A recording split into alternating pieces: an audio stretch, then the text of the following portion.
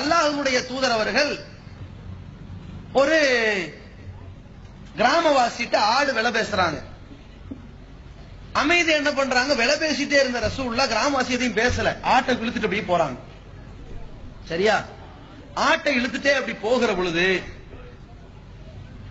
இந்த கிராமவாசி ரசூலுல்லாஹ் பார்த்து கேக்குறாங்க, முகமதே இந்த ஆட்டை நீங்க வாங்கிக்கிறீங்களா அல்லது இன்னொருத்தர் இதை விலைக்கு கேட்கிறாரு, இவர்கிட்ட நான் வித்தட்டுமான்னு கேட்கிறாங்க.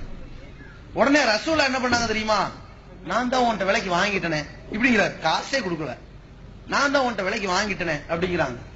உடனே கிராமவாசி கேட்கிறார், நீங்க என்கிட்ட விலைக்கு வாங்கவே இல்லையே, எங்க வாங்கினீங்க, நீ வாட்டி இழுத்துக்குள்ள போறிய, இல்ல விலைக்கு வாங்கினதான் அப்படிங்கிறாங்க ரசூலுல்லாஹ். அப்படி செய்தி இருக்கு. இப்படி சொன்ன உடனே அந்த கிராமவாசி கேட்கிறாரு, என்னடா இவரு முகமது மறுக்கிறாரு, அப்படி நடந்த சம்பவம் மாதிரி இருக்கு, மறுக்கிறாரு.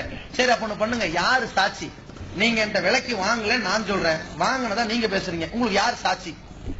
குசைமான்னு ஒருத்தர் வந்தாராம். அந்த குசைமாங்கிற நபித்தோழர் வந்து, அல்லாஹ்வின் தூதரே நான் சாட்சி, நீங்க விலை கொடுத்து வாங்குனீங்க, நீங்க கண்டிப்பா விலைக்கு வாங்கினது எனக்கு தெரியும் அப்படிங்கிறாரு. சரி, ரசூலுல்லாஹி ஸல்லல்லாஹு அலைஹி வஸல்லம் குசைமாட்ட கேட்டாங்க, குசைமாவே நான் இப்படி விலைக்கு வாங்கினேங்கிறத நீ பாத்தியா அப்படின்னு கேக்குறாங்க.